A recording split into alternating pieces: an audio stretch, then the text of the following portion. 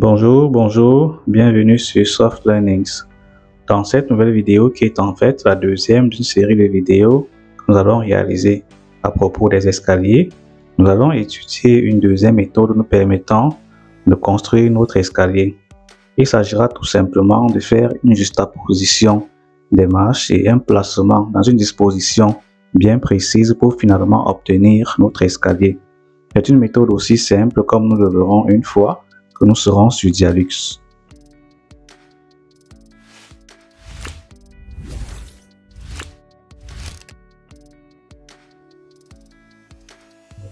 Très bien. Allons sur Dialux pour voir tout ça. Donc, on va prendre notre même projet avec lequel on a travaillé la dernière fois, où on a construit un escalier de façon quasi automatique. Et on avait constaté que cette façon de faire avait quelques limites, notamment lorsqu'il s'agissait de faire des escaliers avec des formes assez particulières. Et la solution que nous avions envisagée dans ce cas-là était de construire notre escalier nous-mêmes à travers ces différentes marches, et à la fin on positionnait les différentes marches pour former notre escalier. Ça, c'est la solution que nous avons envisagée et c'est ce que nous allons faire dans cette vidéo. Donc très bien, on va d'abord zoomer sur la pièce 18. Donc alors, supposons que nous allons construire un escalier avec 19 marches, c'est-à-dire 9 x 2 plus le palier de repos, ça fait donc 18 plus une marche, ça fait donc 19. Donc 9 marches dans la partie inférieure, 9 marches dans la partie supérieure, le palier de repos qui est au centre, ça fait donc 18 plus 1, ça fait 19. Donc voilà notre escalier de 19 marches qu'on va construire. Et pour construire les différentes marches, il faut connaître leurs dimensions. Donc pour les dimensions, on sait déjà que la hauteur de notre édifice est 2,80 m. Donc on fait donc 2,80 m divisé par 19 pour avoir la hauteur d'une marche. Ça nous donne 0,147. Pour la longueur d'une marche, on suppose que la longueur du palier de repos sera 3 fois et demi la longueur d'une marche, donc 3,5. Ce qui fait donc que dans le sens de la longueur, on aura au total 12,5 marches, 9 plus 3,5. Ça fait donc pour la longueur d'une marche 4 divisé par 12,5 et 0,32. En fait, 4 c'est la longueur de la partie où on veut construire l'escalier. Mesurons pour voir que c'est effectivement 4. Donc on commence ici. Et l'escalier va aller jusque là. C'est 4,47. Nous allons prendre 4 mètres. Donc 4 mètres divisé par 12,5, ça fait 0,32. Maintenant, pour la largeur d'une marche, nous allons prendre 0,95. Parce que la largeur de cette partie, en réalité, c'est 2 mètres 10. Donc, on va prendre 0,95 pour la longueur, pour la largeur d'une marche, parce qu'effectivement, comme on a deux groupes de marches qui sont côte à côte. Très bien. Donc, pour me reprendre pour les dimensions d'une marche, on a hauteur 0,147, longueur 0,32 et largeur 0,95. Commençons donc par construire premièrement le palier de repos. On va sur Objet, on prend, c'est à sélectionner ici par l'épipède, Objet unique. Je vais donc préciser ses dimensions. Alors, la largeur, on a dit c'est 2,10 m.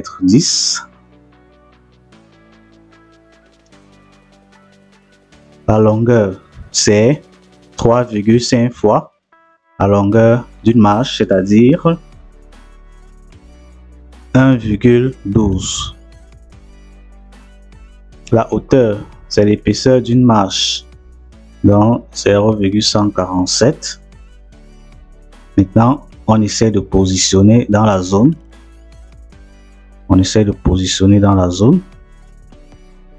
Très bien. Et maintenant,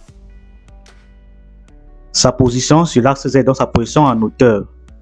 Il y a 9 marches en dessous, donc sa hauteur, ça sera 9 fois la hauteur d'une marche. Donc 9 fois 0,147, ça nous donne 1,323. Très bien. On peut déjà aller en 3D pour voir ce que ça donne. Voilà. Notre palier de repos est déjà positionné. Maintenant, on va commencer à placer les marches. Maintenant, les marches, je fais encore placer un objet unique. Dans les dimensions d'une marche, on a dit que la largeur c'est 0,95, la longueur 0,32 et l'épaisseur c'est 0,147. Très bien. Je le déplace pour qu'il soit consécutif au palier de repos. Très bien. Maintenant, on va faire une copie pour obtenir 9 marches. On va pas faire des copier-coller classiques. Il y a une façon beaucoup plus rapide de le faire et de positionner aussi en même temps les objets. Alors, comment on va le faire? En réalité, on va faire une copie selon une ligne. Et maintenant, on va indiquer le point de départ et le point d'arrivée de la ligne. Le point de départ, en fait, c'est, on va dire, c'est le centre de la première marche. Et le point d'arrivée sera aussi le centre de la dernière marche. Donc, il faut déterminer le centre de la première marche et le centre de la dernière marche. On sait que la longueur du marche, c'est 0,32. Donc, le centre va faire 0,16. Je prends une ligne de cotation. Je localise 0,16. Et par là, je fais attention à bien positionner mon curseur. Dès que j'ai 0,16, je m'arrête. Très bien. Je fais la même chose en haut pour le point d'arrivée. Je fais une ligne de cotation encore. Je vais à bien placer mon curseur. Dès que j'ai 0,16, je peux déjà m'arrêter. Quand j'aurai 0,16. Très bien. OK. Je peux donc maintenant placer ma ligne. Donc, je sélectionne d'abord l'objet à copier. Je vais venir ici, copier et disposition. Copier le long d'une ligne. Je spécifie donc maintenant mon point de départ. Et ici, c'est la première marche là. Et mon point d'arrivée qui est là. Alors, je spécifie que je veux 9 occurrences. Donc, je copie 9 fois. Je fais suivre le tracé. Rotation 90. Appliquer. Voilà les 9 marches qui sont apparues. Je vais donc faire supprimer. Ça, je vais donc déplacer. Pour le placer dans la zone où il y a la cage d'escalier. Très bien. On va en 3D. Super.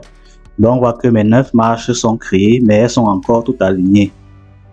Qu'est-ce qu'il faut donc faire? Il faut donc les déplacer, chacun selon son altitude. Mais encore une fois, on ne va pas le faire à la main. Il y a une façon de le faire assez rapidement sur Dialux. Donc, je commence par la première marche que je vais déplacer et la placer juste en dessous du palier de repos. Maintenant, je vais copier les 9 marches et les répartir uniformément sur Z. Avant de continuer cette vidéo, nous voulons vous présenter la plateforme de formation SoftLearnings. Sur la plateforme, vous avez plusieurs formations qui sont disponibles dans les domaines de la construction. Vous avez des formations en géotechnique, sur le dimensionnement des chaussées, sur Civil 3D, sur Revit. Si vous avez une formation qui vous intéresse, vous pouvez simplement cliquer sur ajouter au panier afin que cette formation soit ajoutée dans votre panier. Et si vous souhaitez avoir plus de détails sur une formation, vous pouvez cliquer sur voir plus afin d'accéder aux détails ou au contenu de la formation. Vous avez à ce niveau le contenu de la formation qui vous montre tous les cours disponibles dans la formation. Vous avez la description de la formation qui vous donne tout en détail ce qui concerne la formation. Vous avez la zone outils et applications pour les différents outils qui seront nécessaires dans la formation. Vous avez la possibilité à la fin de cette formation d'obtenir une attestation si vous le souhaitez. Et lorsque vous êtes satisfait, vous pouvez simplement cliquer sur ajouter au panier. Une fois que votre formation est ajoutée au panier, vous pouvez aller dans votre panier afin de régler votre facture. Pour cela, vous allez avoir toutes les formations que vous avez prises et là, vous allez cocher simplement accepter les conditions générales. On va procéder au paiement. Une fois que vous procédez au paiement, vous avez plusieurs options qui sont disponibles. vous avez la possibilité d'avoir une option de 3 mois, de 6 mois ou de 12 mois, en vous montrant les économies que vous pourriez faire. Vous avez aussi la possibilité de payer soit par carte, si vous possédez une carte, ou si vous êtes en Afrique et que vous ne possédez pas de carte, vous pouvez payer par votre compte mobile directement. Très bien, je viens ici, répartir uniformément sur Z. Super, voilà l'escalier qui est créé. Allons en 3D. On a ça. Maintenant, on a créé les 9 marches inférieures.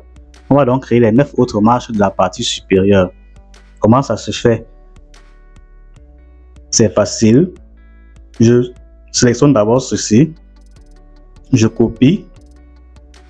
Je vais insérer quelque part. Après, je déplace encore pour mettre à la position où il devait être. Voilà, bien. Ok. Donc là, c'est aligné. Je vais déplacer. Je vais d'abord sélectionner ce groupe. Je reviens là. Je déplace pour positionner juste en dessous, juste en dessus, au-dessus du palier de repos. Maintenant, je vais faire une rotation pour changer le sens de circulation ici. Comment je fais? Je viens ici en 2D qui est en fait une vue de dessus. Quand je vais tourner dans ce sens, ça a une rotation autour de l'axe Z. Donc, c'est à peu près ça. Je reviens là, en rotation. Je fais une rotation de 180 degrés. Très bien. Et je m'en vais donc en 3D. Je vois ce que ça donne. Super. Voilà notre escalier qui est créé. Donc, voilà comment on peut créer assez facilement un escalier. Donc, allons dans le projet qu'on avait dans la précédente vidéo. Regardons le résultat qu'on a obtenu. On voit qu'on a le même résultat à quelque chose près. Et ce quelque chose près là, c'est quoi? Quand vous regardez, vous allez voir que la partie inférieure, les différentes marches sont pleines. Contrairement à ce résultat où la partie inférieure est creuse. Dans la prochaine vidéo, on va voir une autre façon de créer un escalier et qu'on fait obtenir un résultat où la partie inférieure en ce moment-là est pleine aussi. Ce sera l'objet de la prochaine vidéo. Donc restez scotché sur Soft Learnings pour bénéficier d'autres astuces vous permettant de construire les escaliers. Rendez-vous dans la prochaine vidéo. Pour plus de contenu, visitez le site www.softlearnings.com et ensemble, augmentons votre plus-value.